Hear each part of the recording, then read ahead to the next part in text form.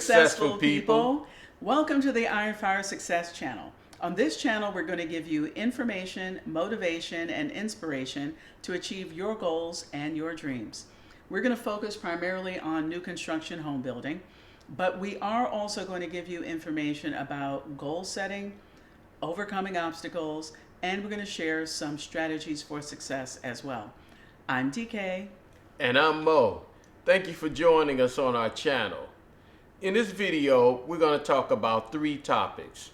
First, we're going to talk about or give a brief overview of 4 ways of building or buying a new construction home. Then we're going to give you an overview of our experience in the process, which is that of a custom home. And then we're going to give you a timeline as to where we are in our process and when we anticipate being finished. Yes. First, Mo, let's give them a little bit of information about who we are and why we started this channel. Okay, so back in 2021, we relocated to Texas during the COVID pandemic. We're still working. We're about 10 years out before we retire. And we're currently building a new custom home, our dream home, on a piece of land that we bought a few years ago. We created this channel to share with you some of the information and research that we learned during our custom home building journey in the hopes that it will inspire someone else out there to be able to build the home of their dreams. Like Mo said, we bought about an acre of land a few years ago. We're regular 9-to-5 working people with jobs. We're not building a multi-million-dollar home, but there are a lot of things to know and to keep track of. And so we're hoping that we provide information that'll help you. Right. So in the period between when we bought the lot and actually began our build, we actually visited like 50 model homes. Yes. We spoke with family and friends who had actually built custom homes and those who had built semi-custom homes. We spoke with real estate agents, lending institutions, and we watched a lot of YouTube videos. So we've done a lot of research and have a lot of information to share with you on this channel.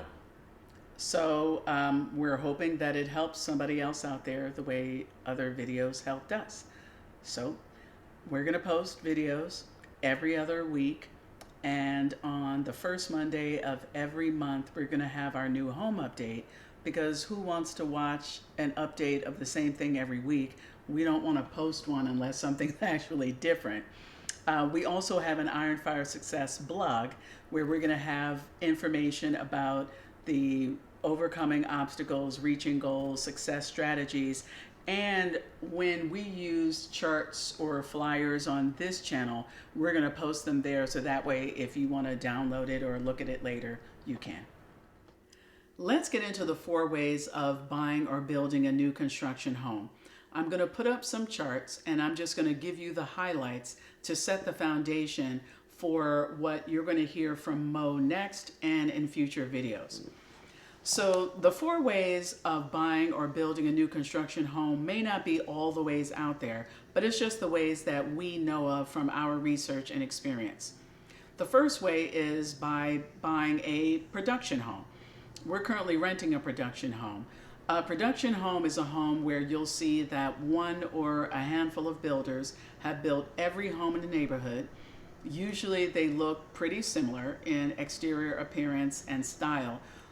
That's because the production home builders do not offer many, if any, opportunities for you to customize floor plans. They typically have a limited choice of exterior options to choose from. And they also tend not to offer a lot of options for customizing the inside.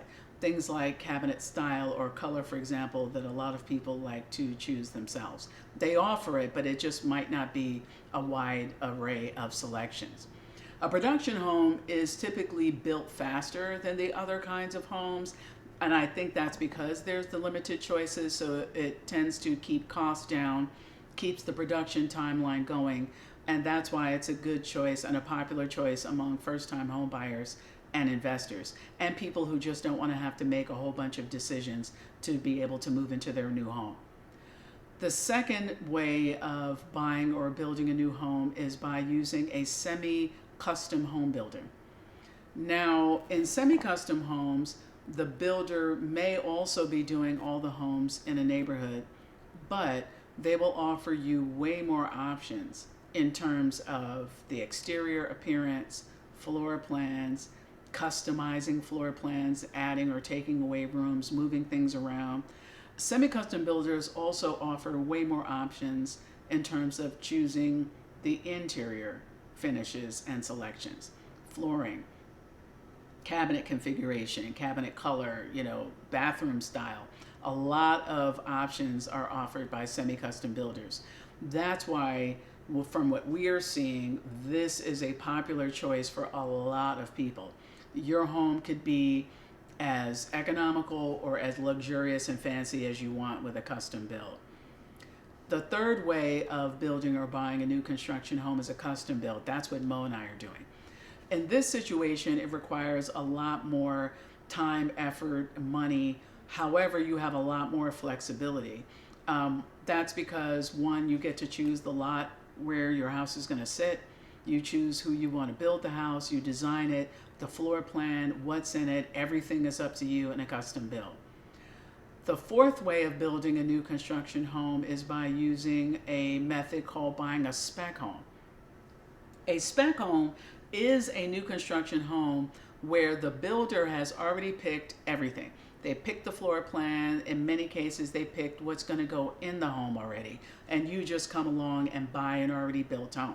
Now, there are situations we know of where the spec home wasn't all the way done yet, so you could actually get in at a point where, even though the floor plan and everything is set, you might be able to make some of the interior design choices, like choice of materials for flooring and cabinets and so forth, because the builder hasn't finished it. You'll notice that for each of these four methods, as you increase in flexibility of choice and options, you also increase the amount of money, time, and effort required of you. Production home, little money required of you. The homes tend to be less expensive. There's not a whole lot of options, so it's not a lot of effort on your part either, and it's not time consuming in a way that a semi-custom home and a custom home might be, because now there's more opportunities for choices, decisions. You may have to make more deposits, and so as you go from production to semi-custom to custom, it also increases the time, money, and effort needed from you and your involvement. A spec home, I think, is low on the time, money, and flexibility scale because you don't have to worry about making many, if any, decisions at all. Also, there's going to be a chart available on Iron Fire Success. I'll put it up here real quick. That kind of shows you how who owns the lot in this process is also significant. Where you're building a production or semi-custom home, the builder owns the lot. So when you come into the office and you make a contract for your home to be built, you're really also contracting to buy the land from the builder too. Where in a custom home build, you are the person who's buying the land and you're hiring the builder. It's like two separate transactions. So I hope this information was helpful to set the foundation. Next up, Mo is going to give you some information about the overview of the process for us in building and buying our new construction home, custom home. And he's also going to show you in a timeline of where we are in our build and when we think our house is going to be done. So stick around.